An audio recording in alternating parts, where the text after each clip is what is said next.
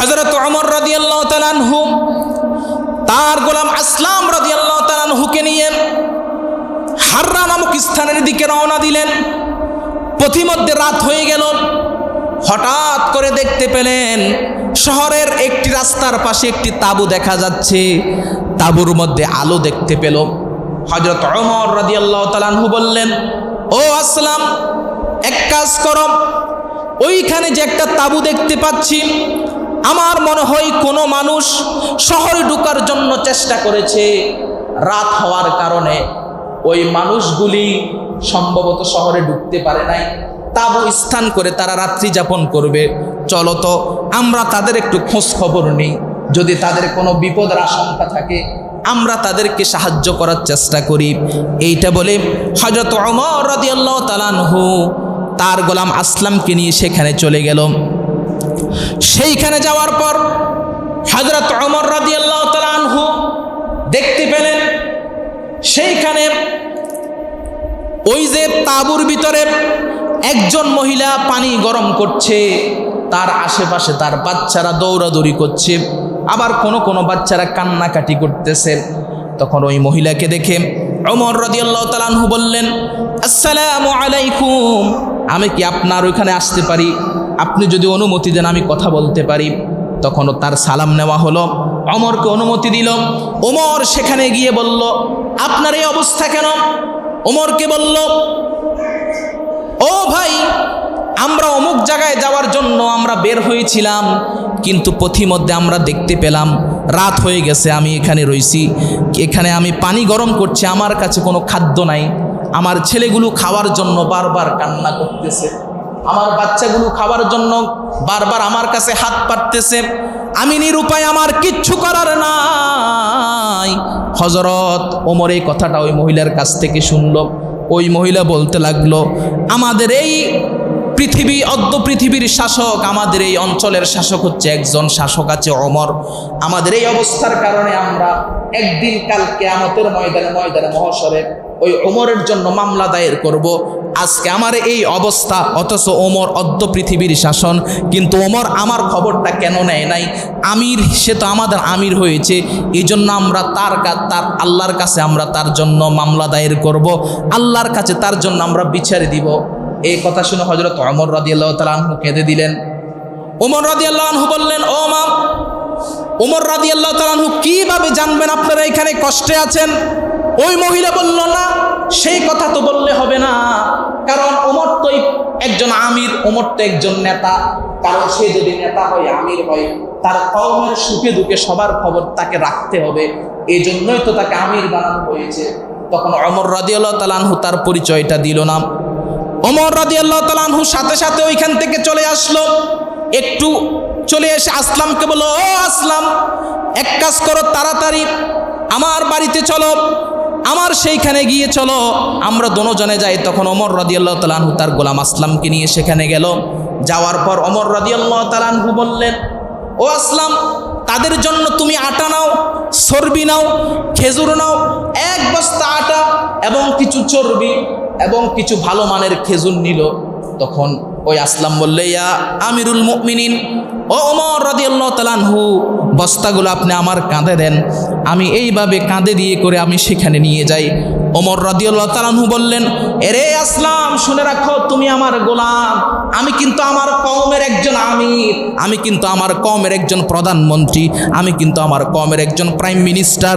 আজকে যদি আমি তোমার কাঁধে করি, যখন আমি বস্তাটা নিয়ে যাই, কাল ময়দানে মহাশরে যদি আল্লাহ আমাকে জবাব দেয়, আল্লাহ আমাকে জিজ্ঞেস করে, ও ওমর, তুমি তো, তোমার দায়িত্ব ছিল তুমি কাঁধে করে তোমার ওই সেবকের জন্য তুমি আটার বস্তাটা নেওয়ার জন্য, কারণ কাল ময়দানে মহাশরে আমার দায়িত্বের জন্য আমাকে প্রশ্ন করা হবে, কারণ তুমি আসলাম গোলাম, তোমাকে আল্লাহ তাআলা প্রশ্ন করবে না।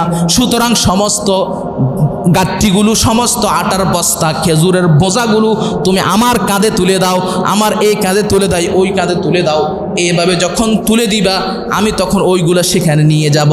তখন আসলাম রাদিয়াল্লাহু তাআলা অনেক বোঝানোর চেষ্টা করেছে, কিন্তু ওমর রাদিয়াল্লাহু তাআলা একজন অদ্য পৃথিবীর প্রেসিডেন্ট হয়ে আটার বস্তা কাঁধে নিয়ে, খেজুরের বস্তা কাঁধে নিয়ে ওই তাঁবুর মধ্যে গেল, গিয়ে চুলার মধ্যে কিছু আটা ঢেলে দিল, এবং কি ওই যে খেজুর ঢেলে দিয়ে গরম করতে লাগলো। আসলাম বলেন ওমর রাদিয়াল্লাহু তাআলা আনহু যখন এগুলো গরম করতে লাগলো, ওমর রাদিয়াল্লাহু তাআলা আনহু বারবার শুধু ধোঁয়ার দিকে এভাবে আগুন দিকে ফু ফু দিচ্ছে। এভাবে ফু দেওয়ার কারণে ওমর রাদিয়াল্লাহু তাআলা আনহুর দাড়ির ভিতর থেকে কি সুন্দর ধোঁয়া বের হচ্ছে। এভাবে ওমর রাদিয়াল্লাহু তাআলা আনহু ফু দিচ্ছে আর চোখে ক্রন্দন অবস্থা সে কান্না করতেছে। ওমর রাদিয়াল্লাহু তাআলা আনহু এভাবে এই ভয়ে কান্না করতেছে, না জানি আল্লাহ তাআলা কাল ময়দানে মহশরে আমাকে এর জন্য জবাব দিতে হয় কিনা। এভাবে কাঁদতে কাঁদতে তিনি খাওয়ারগুলো পাকালো, নিজ হাতে ওই মহিলার বাচ্চাদেরকে খাওয়াইয়া দিল এবং ওই মহিলাকে খেতে বলল। এরপরে ওমর রাদিয়াল্লাহু তাআলা আনহু বলল, আমার বোন আপনি এগুলা খাবেন, বাকি আবার কিছু দিনার দিরহাম তাদেরকে দিয়ে দিল।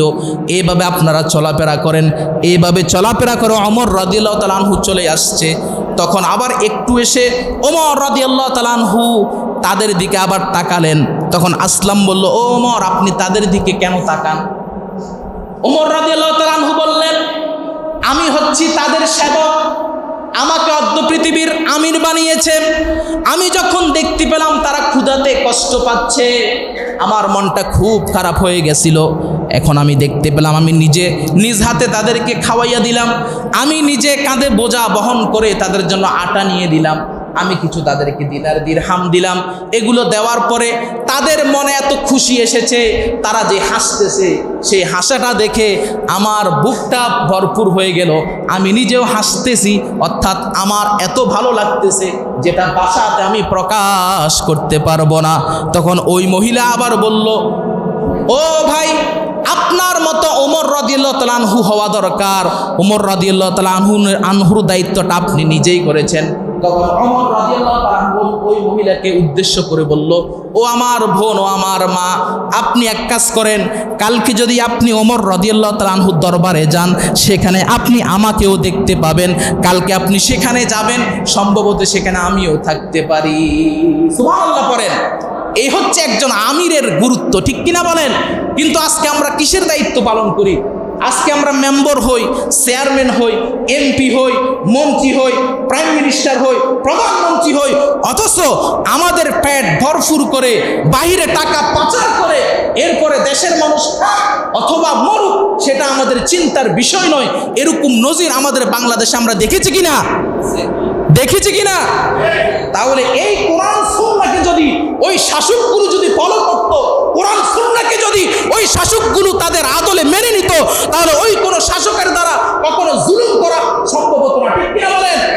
ওই শাসকের দ্বারা কখনো অন্যায় করা সম্ভব হতো না, ওই শাসকের দ্বারা কখনো নির্যাতনে স্টিম রোলার চালানো সম্ভব হতো না, যদি ওই শাসকদের ভিতরে কোরআন এবং সুন্নাহ এবং নীতি নৈতিকতা থাকতো, ঠিক কিনা বলেন? এজন্য আমাকে আপনাকে নীতি নৈতিকতা আমাকে এক্সপার্ট হতে হবে, নীতিতে আমাদেরকে স্ট্রং হতে হবে। কারণ রাসূল বলেছেন, কুল্লুকুম রাঈন ওয়া কুল্লুকুম মাসউলুন আন রায়াতিহি। সাবধান, তোমরা প্রত্যেকে দায়িত্বশীল, তোমাদের অধীনস্থদের ব্যাপারে একদিন ময়দানে মহাশরে জবাব দিতে হবে, ঠিক কিনা বলেন? ওয়ার রাজুলু রাঈন ফি আহদিহি ওয়া হুয়া মাসউলুন আন রায়াতিহি। পুরুষ কর্তা, সে তার প্রজা সম্পর্কে, তার ঘরে যত প্রজা আছে তাদের সম্পর্কে একদিন জবাব দিতে হবে, ঠিক কিনা বলেন?